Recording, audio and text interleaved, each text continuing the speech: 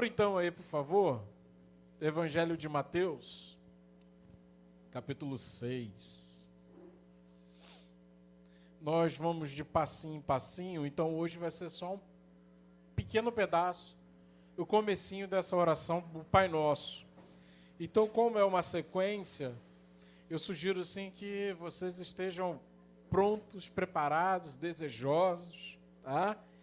Para ir nessa sequência de domingos, pensando num pedacinho por vez desta oração que o nosso Senhor nos ensinou, que é o que nós chamamos de oração modelo. Mateus capítulo 6, versículo 9. Mateus 6, 9. Eu vou esperar vocês localizarem. Vai estar ali na tela também, tá? Mas eu gostaria que vocês, assim, acompanhassem aí na Bíblia, até para conferir determinadas coisas que eu vou estar citando ao longo da reflexão de hoje, tá bom?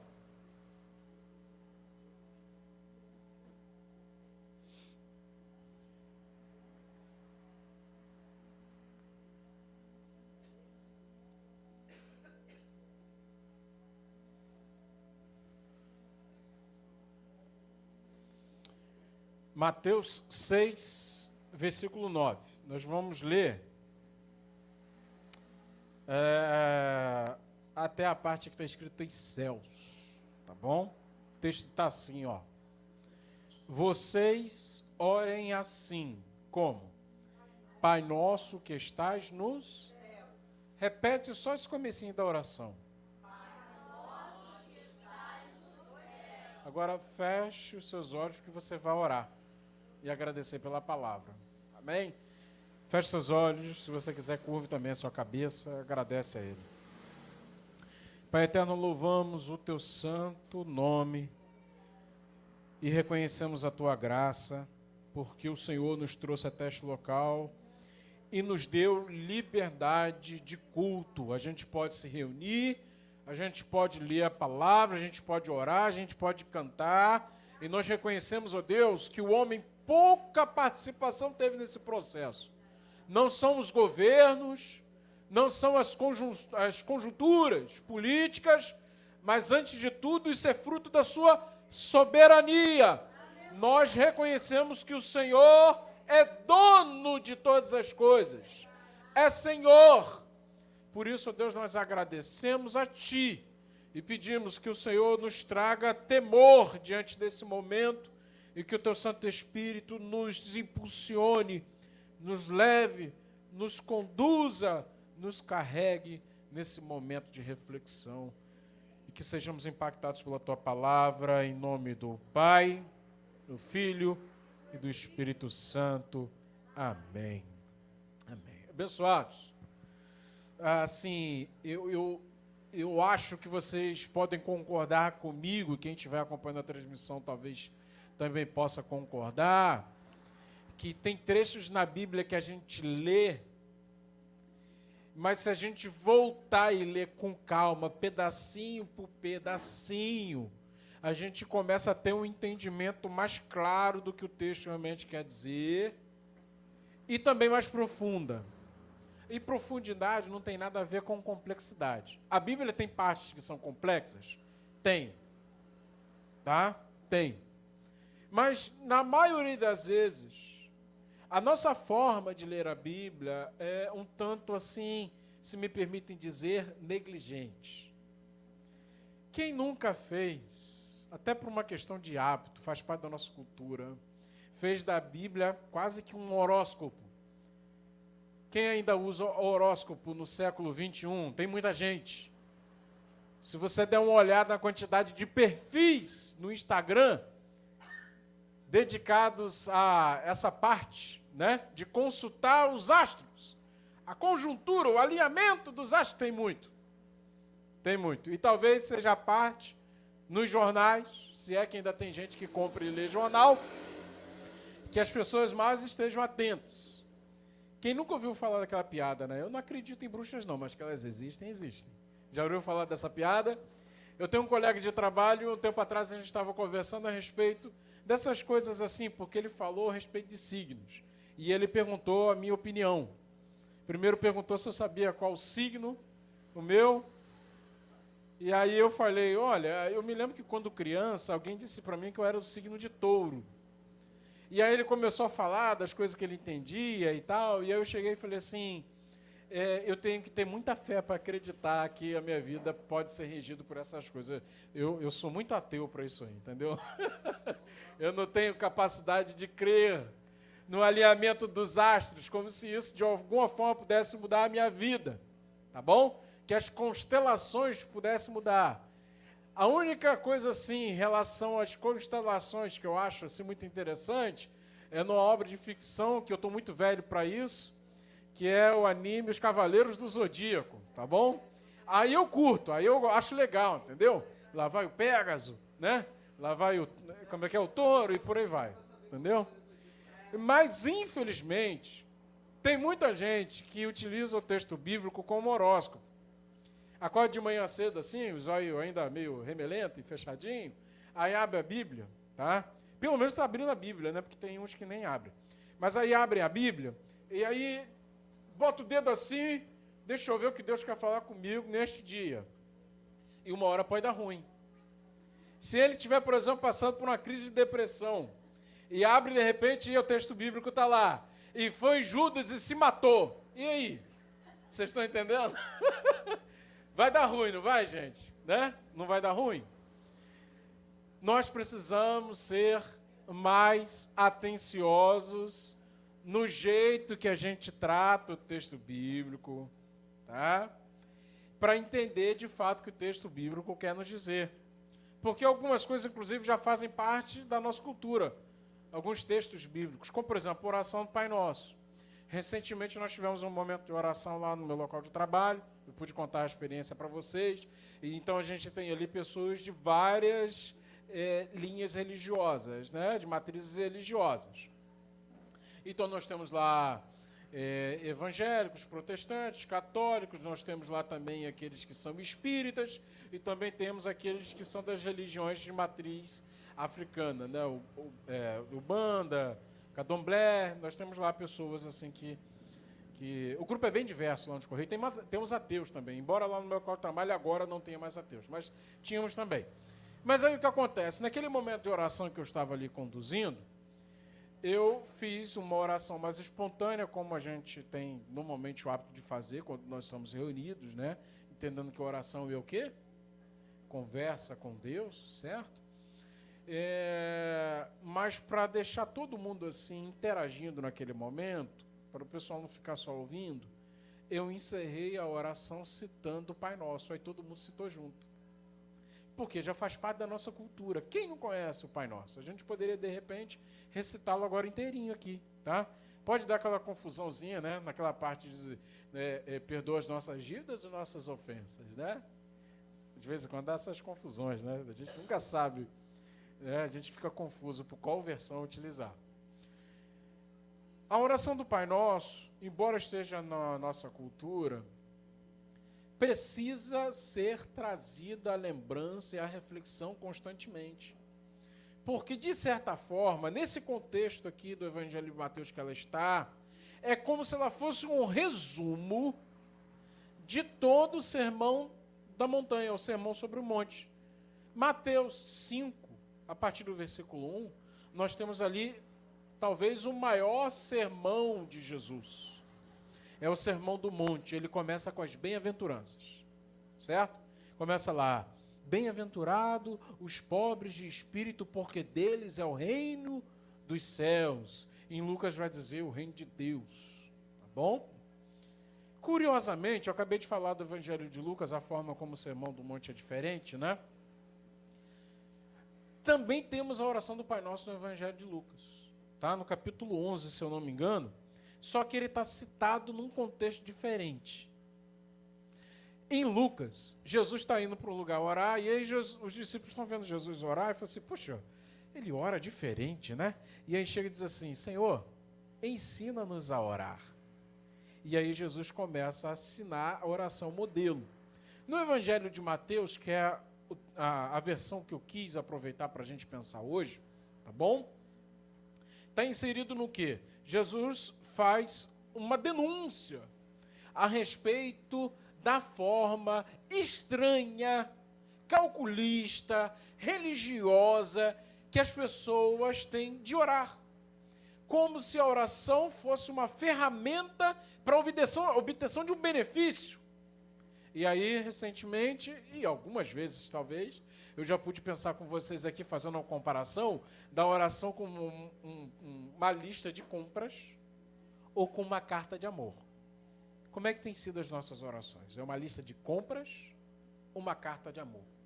Ambas são documentos escritos à mão. Ambas.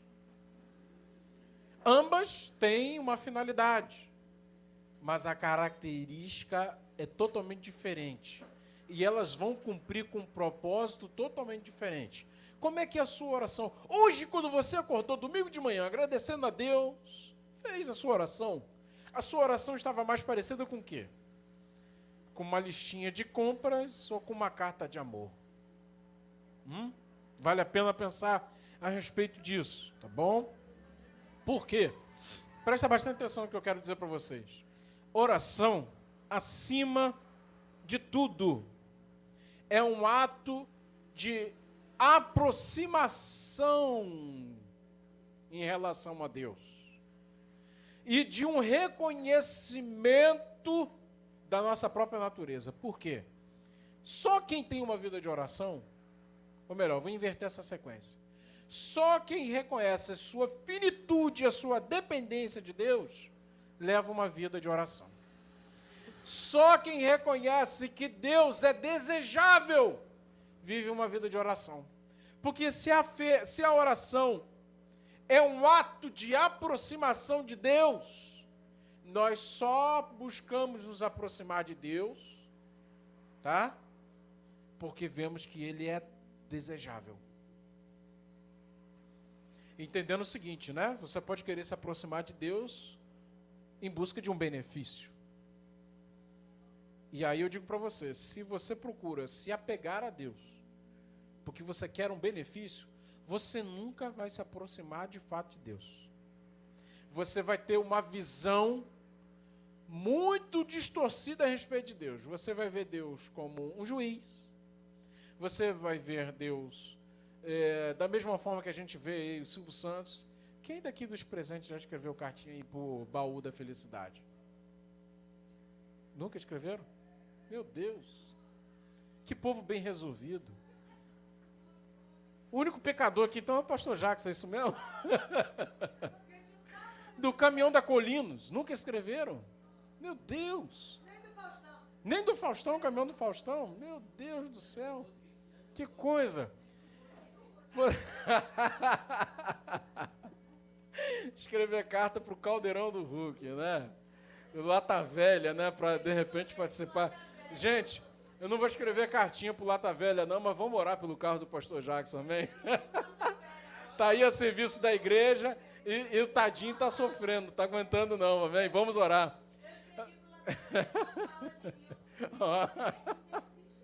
Gente querida, olha só. Você pode olhar para Deus dessas formas. Alguém que você só procura contato porque você quer o benefício. Ou porque você tem medo do castigo.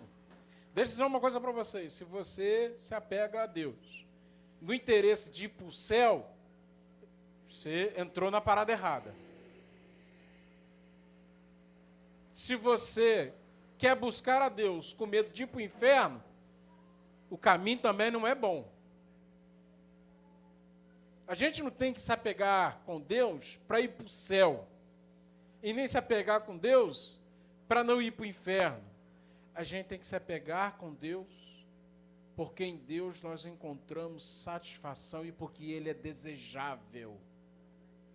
Deus é desejável. Deixa eu citar alguns salmos para vocês, ó. Salmo 42, versículo 1 e 2. Como a corça anseia por águas correntes, a minha alma anseia por ti, ó Deus. Outro salmo, Salmo 73, 2 versículos, 25 e 26. Quem mais eu tenho no céu senão a ti? E na terra nada mais desejo além de estar junto a ti. Lembra da mulher no poço de Samaria, bebendo água e voltando a ter sede? E Jesus diz o que para ela? Eu tenho uma água para te oferecer. Bebendo, nunca mais voltará a ter sede. Porque, apesar dos nossos esforços de estarmos ali cumprindo com as obrigações religiosas, nós continuamos vazios. Porque temos nos aproximado de Deus pela perspectiva do benefício, com o interesse de ir para o céu, ou querendo fugir do inferno, mas nunca para encontrar satisfação em Deus, porque Ele é desejável. Quero satisfação em Deus. Uma passagem na Bíblia diz o seguinte: foi dividida ali, as porções na terra prometida. Todas as tribos receberam uma parte na herança, mas teve uma tribo que não recebeu parte na herança. Arnaldo, me ajuda a lembrar que agora me fugiu a mente. Qual foi a tribo que não recebeu parte na herança? A tribo de Levi. Não recebeu por quê? Deus esqueceu? Fechou a conta ali e não tem espaço. E onde é que a gente vai botar a tribo de Levi? Vamos criar um puxadinho aqui. Vamos fazer aí uma reforma agrária. Porque eu esqueci. Eles não têm parte na terra. Foi isso que aconteceu? Sabe por que eles não receberam parte na terra? Porque o Senhor disse para eles assim, eu sou a herança deles. Aleluia. São meus. De tal forma que poderiam dizer assim para Deus: Ele é meu. Ele é meu. Na terra, nada mais desejo além de estar junto a ti. Os teus desejos estão direcionados para o quê? Ou para quem? A que ou a quem você tem desejado? Porque dependendo daquilo que você deseja, isso é que vai, ou esse é quem vai pautar a sua vida, a sua caminhada. É bom pensar nisso. Tá bom? Sendo bem objetivo nessa primeira sentença da oração do Pai Nosso. Pai nosso, que estás nos céus. Como é que você vê a Deus? Alguém que pode te dar um benefício? Ou como Pai? Como você tem visto a Deus? Deixa eu só trazer assim um contexto histórico, breve. Não vou trazer um apanhado longo, não. No contexto onde Jesus estava inserido, ali, no judaísmo do primeiro século, tempo de Jesus, quando se pensava em Deus como Pai, sabe qual era a lembrança que vinha à mente? Êxodo 4, 22. Israel é meu filho primogênito. Deus, agindo ali naquele contexto, para livrar o povo da escravidão. E ele diz o seguinte: Faraó não é o dono deste povo. Este povo tem identidade. Este povo pertence a alguém, pertence a mim, é meu filho primogênito, é meu. Então, quando Jesus começa a orar e ele fala assim, Pai Nosso, ele não está, de certa forma, inovando. Talvez ele está ali trazendo de uma forma mais clara, mas essa ideia a respeito de Deus como um Pai já estava plantada dentro do povo. Está aqui, Êxodo 4, 22, depois você pode ler o texto todo em casa.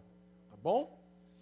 Então, trazendo o quê? Quando a gente lembra de Deus como Pai, o que a gente está trazendo à tona? Da mesma forma que como aquele povo, o povo judeu naquele tempo, tá?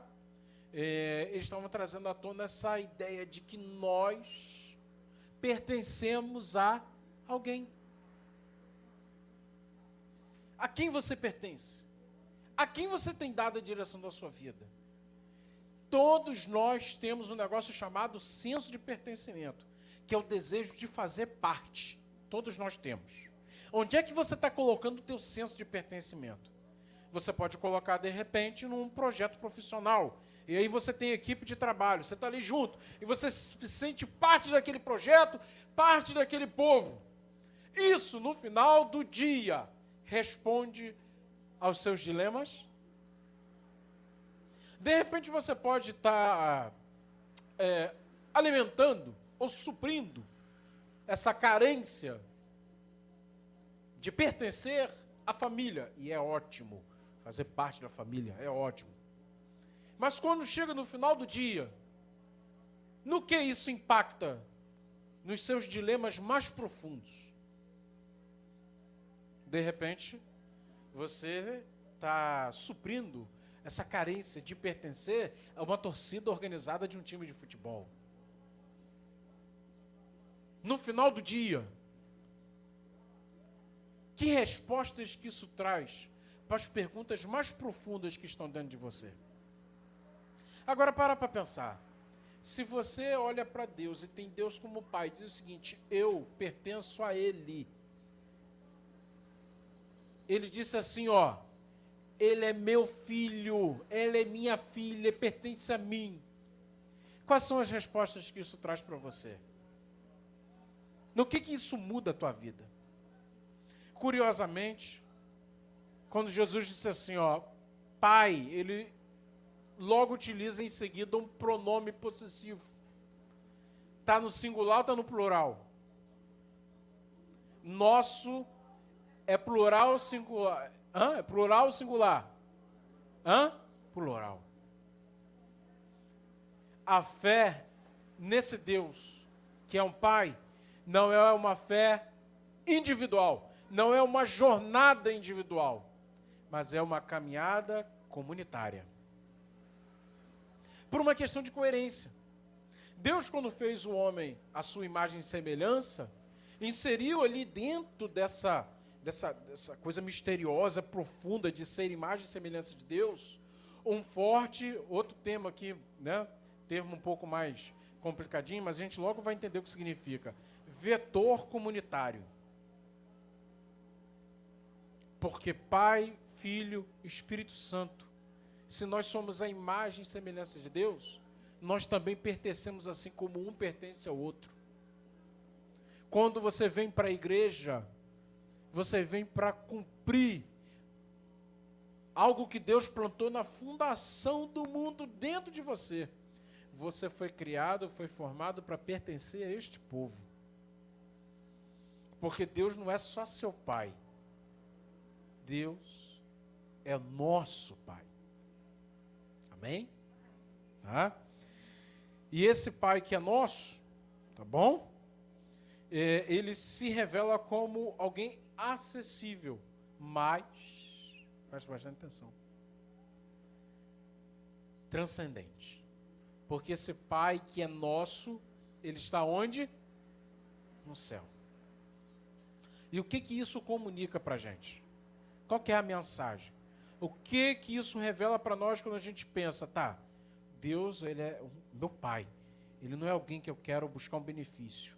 Eu pertenço a Ele, Ele pertence a mim, e isso responde a essas questões, como por exemplo, Deus plantou dentro de mim um desejo de viver em comunhão, então estou lá na igreja, Ele é o nosso Pai. Ele vai suprir as minhas necessidades, Ele me cobre com o seu cuidado, com o seu amor, Ele é acessível, mas está no céu. Ele é transcendente. Quando Deus forma o homem em sua imagem e semelhança, deu ao homem também a oportunidade de decidir. E naquele momento, quando o primeiro casal teve a oportunidade de decidir em comer o fruto ou não comer o fruto, eles decidiram por comer do fruto. Com qual desejo?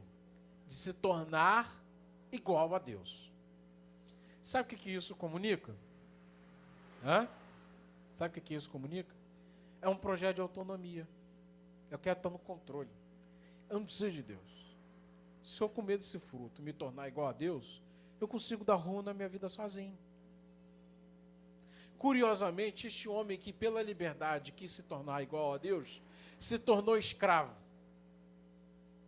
abriu mão de viver uma vida de liberdade e plenitude, na prerrogativa, ou no desejo de ter liberdade e plenitude pelos caminhos errados, e se tornou escravo. De tal forma que passou a fazer ídolos para se prostrar. E em Romanos, Paulo deixa bem claro que os ídolos, os falsos deuses, é um reflexo do que o próprio homem é. Quando você se devota a uma divindade, querendo benefício, no fundo, você está adorando a si mesmo. Por isso que na Bíblia diz o quê? Torna-se semelhante aos ídolos aqueles que os adoram. Que tem olhos, mas não veem. Tem ouvidos, mas não ouvem. Tem boca, mas não falam. Querendo se prostrar diante de ídolos, nós nos tornamos semelhantes a eles. E no fundo, eles são um reflexo do que nós somos. No fundo. Cegos, mudos e surdos. Nada fazem. Mas o nosso Deus, Ele não é a nossa imagem e semelhança, Ele é transcendente. Deus está acima de todas as coisas. Sabe o que isso comunica para nós? Tá? Que Deus é soberano e Ele é digno de ser exaltado. Deus não é o seu coleguinha. Deus não é o seu parça. Deus não é o dono da venda da esquina que você chega e diz assim: hoje eu estou duro, bota no prego, depois eu pago. Porque muitas vezes nós fazemos assim com Deus. Pegando a graça, o caminho do perdão que Ele nos deu e tratando como se fosse algo barato. Papai do céu, bota no prego aí. Quando tiver condição, vem aqui e pago. Vocês estão entendendo o que eu estou querendo dizer? Porque Deus está acima de todas as coisas e Ele requer de nós o quê? Reverência. Existe algo de tão bonito que Deus nos chama para um relacionamento profundo e isso nos muda, nos molda, mas ao mesmo tempo esse relacionamento profundo e íntimo requer de nós o quê? Reverência. Reverência. Quando você está sentado à mesa para fazer a sua refeição, você agradece a Deus pela refeição? Você vê ali algo sagrado que você só teve a oportunidade de ter sobre a sua mesa para você participar da refeição, porque Deus permitiu. Olha a situação que aconteceu no Rio Grande do Sul. Você tem a sua casa confortável, você tem a sua caminha para deitar e dormir, você tem comida sobre a sua mesa. Isso desperta dentro de você gratidão? Ou você vive como se Deus não existisse? Graça barata. Sejam gratos, reverentes a esse Deus. Eu vou estar encerrando aqui, trazendo algumas aplicações práticas, tá? Dessa primeira parte aí, tá bom? Uma aplicação diante de tudo aquilo que a gente compartilhou agora aqui. Devemos viver com a certeza do amor de Deus, já que Ele é o nosso Pai, né? Ter a confiança de que Deus nos ama incondicionalmente e cuida de nós, tá bom? Uma outra aplicação. Precisamos desenvolver o compromisso com Deus. Precisamos corresponder ao amor de Deus com uma vida de devoção, buscando sempre estar em sua presença. Quando você está fazendo as tarefas diárias, ou quando você está na porta da sua casa e passa um vizinho, naquele momento de conversa trivial, você está fazendo tudo isso entendendo que Deus está presente? Ou aquele momento ali é algo que, tipo assim, para você é algo muito comum, muito ordinário? Quando você está lavando a louça, trocando as fraldas das crianças, dando banho nelas, sentando para educar, quando você está consumindo conteúdo na internet, quando você está ali utilizando de todos os recursos que Deus te deu, você está fazendo isso entendendo que Deus está presente ou você está vivendo como se Deus não existisse? É importante fazer essa pergunta, né? Precisamos desenvolver esse compromisso, corresponder ao amor de Deus com devoção, entendendo que precisamos buscar sempre estar na presença dele. Deus está sempre presente. Senhor, o Senhor está presente aqui.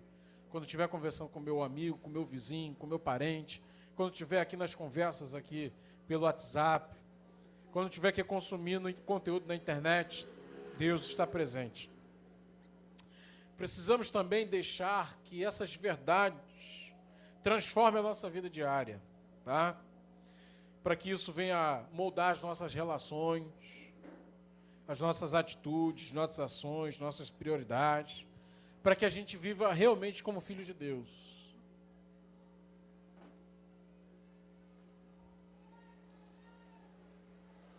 Deixa eu terminar aqui contando um testemunho para vocês. Essa semana,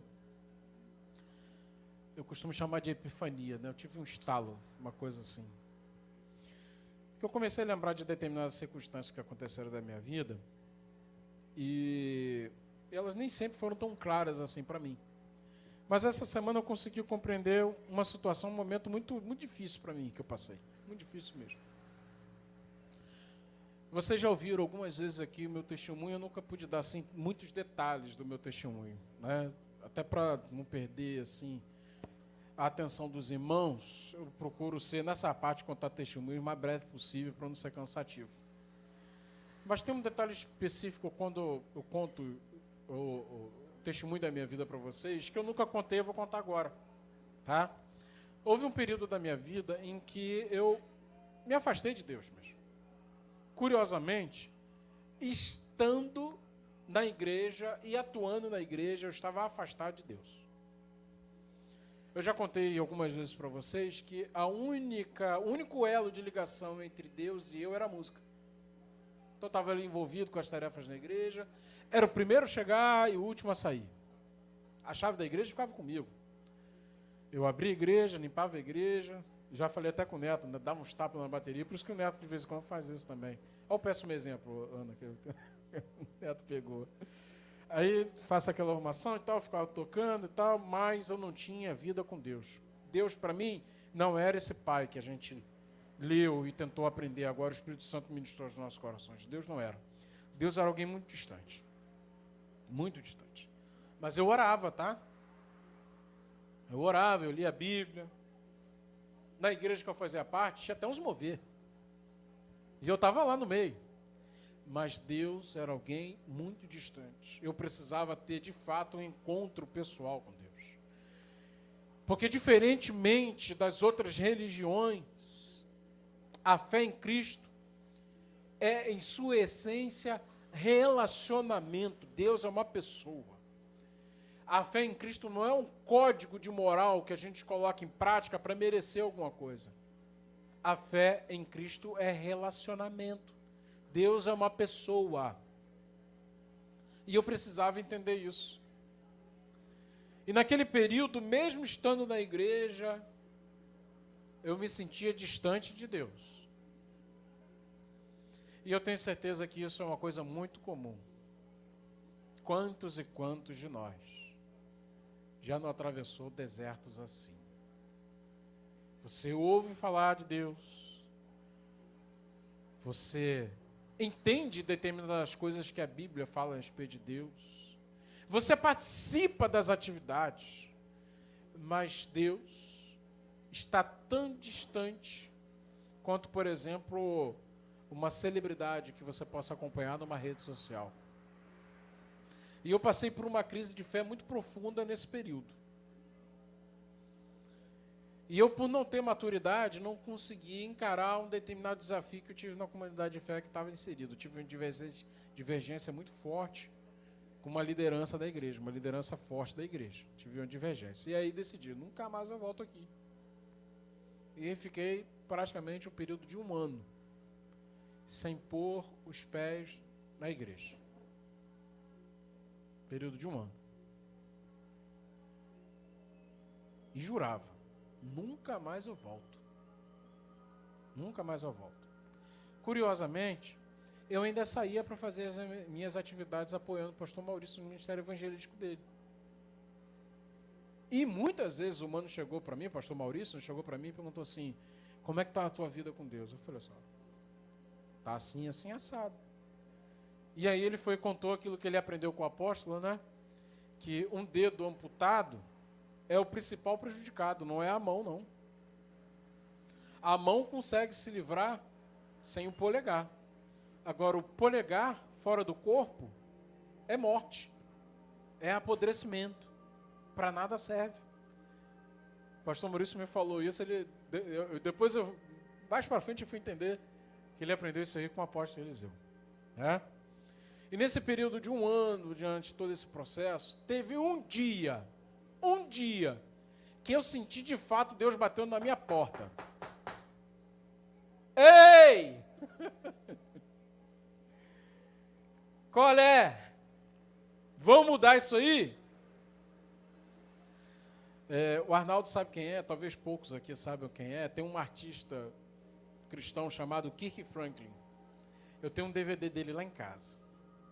E aí tem uma música que na letra ele começa... É um CD, inclusive, que ele fala e passou por uma crise de fé muito grande. É o Rebuff. Sabe qual é, Arnaldo? Rebuff? Depois eu vou mostrar para você.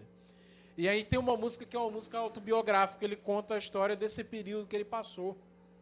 E na música ele começa a falar assim, ó, eu lembro da minha mãe orando por mim, e de tudo aquilo em que eu ouvia a respeito de Deus e tal. E aquilo conversou comigo de uma forma tão profunda que não era só uma mera identificação com aquilo que estava dito. Porque quantas vezes eu chegando em casa, peguei minha mãe, assim, era de ouvir, né? Eu no quarto do lado, do quarto da minha mãe, ouvindo minha mãe orando por mim. Senhor, protege, guia, trabalha no coração. Não foram poucas vezes não que eu vi minha mãe orando. Não foram, não. Poucas não. Mas nesse dia, era um domingo à noite, eu resolvi colocar esse DVD. E nessa música, na letra, falando aquilo que era exatamente algo que eu estava passando. E não foi, eu vou repetir para vocês, mera identificação. Não foi. Ah, mas a história é parecida. E aí você se sensibilizou. A melodia da canção não foi. Eu senti realmente Deus chegando e falou assim, ó, tá na hora. Tá na hora. Tá na hora de você entender quem eu sou. Entender que esse tempo todo você tinha uma visão errada a meu respeito. Você precisa me conhecer como um pai. E aquilo ficou martelando no meu coração alguns dias, até o dia que eu tive um encontro com o Átila. O Átila ainda estava aqui frequentando. E ele sempre me fazendo um convite, vamos lá na igreja, vamos lá na igreja, vamos lá na igreja. E eu falei assim, não vou. Até que um dia que ele foi e chegou, né, e de uma maneira muito bem-humorada, você é pilantra, rapaz. Você várias vezes já falou que ia lá e não vai. E eu falei, então hoje eu vou. Foi uma noite de domingo, no mês de outubro. E aí eu resolvi tomar a decisão de voltar a frequentar. Eu comecei a frequentar a comunidade, foi minha retomada, e eu segui nessa jornada aí. Mas esse não foi um desfecho do tipo viveram felizes para sempre. Foi o início de um processo.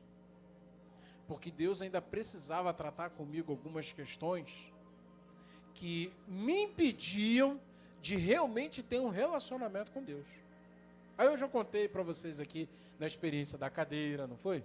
Quando eu botei uma cadeira de madrugada de frente para mim no meu quarto, falei, Senhor, vamos ter uma conversa agora aqui? E o parâmetro que eu tive para dizer assim, ó, para ter um relacionamento com Deus, então eu preciso ter experiências sobrenaturais.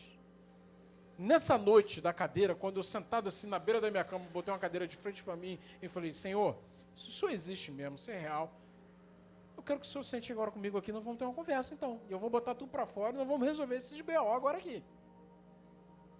Também não foi o final do tipo viver felizes para sempre. Era só uma etapa de um processo que ainda estava em andamento. Hoje é domingo da Trindade. Sabe quando realmente eu percebi Deus o tempo todo comigo, eu falei assim, caramba, é realmente pessoal, dá para viver um relacionamento com Deus.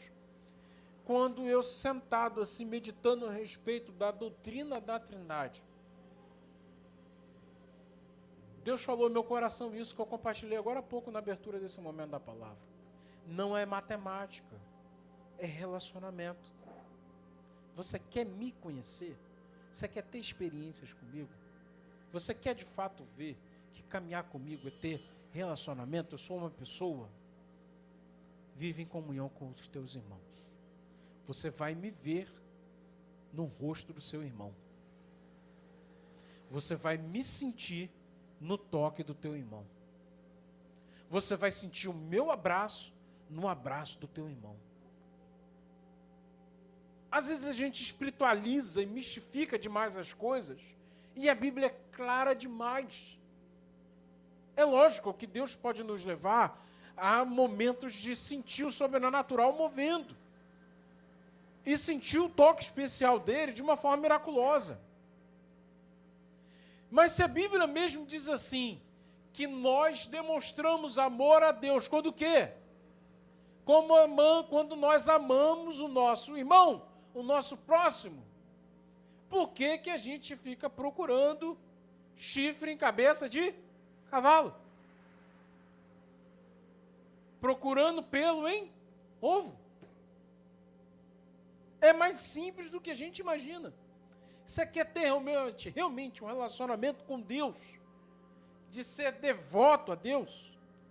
Eu não estou colocando de lado essas questões que Deus pode rasgar o tecido da realidade, por exemplo, manifestar coisas poderosas no nosso meio agora aqui, no sobrenatural. E você sentir e perceber o agir de Deus, sabe? Uma coisa diferente, como por exemplo a gente pensou no domingo passado, no livro de Atos dos Apóstolos, capítulo 2, Pentecostes. Tá? Mas você quer realmente ter um relacionamento com Deus? Tem um relacionamento com seu irmão. E no dia que eu entendi isso, todas os meus medos, porque eu sempre fui um camarada muito complexado, já contei parte assim para os meninos mais chegados, né? Algumas circunstâncias que eu vivi na minha infância, na minha adolescência, que me marcaram bastante. Então eu sempre fui um cara muito complexado. Todos os meus complexos, os meus medos, as ansiedades, tudo isso, Deus pegou, embrulhou isso tudo e falou assim, deixa que eu resolvo. E enquanto eu estiver resolvendo, o seu processo de cura é na comunidade, é em comunhão, é com os teus irmãos. Deixa o toque do teu irmão te curar. Deixa até os BOs, as dificuldades, as lutas, os defeitos de caráter dos seus irmãos. Tudo isso vai te curar. E é aquilo que eu ouvi há 12 anos atrás, quando foi apresentado a função, né, a oportunidade de exercer a função como pastor, fez todo sentido. Tu me amas? Pedro, você me ama? Sim, Senhor.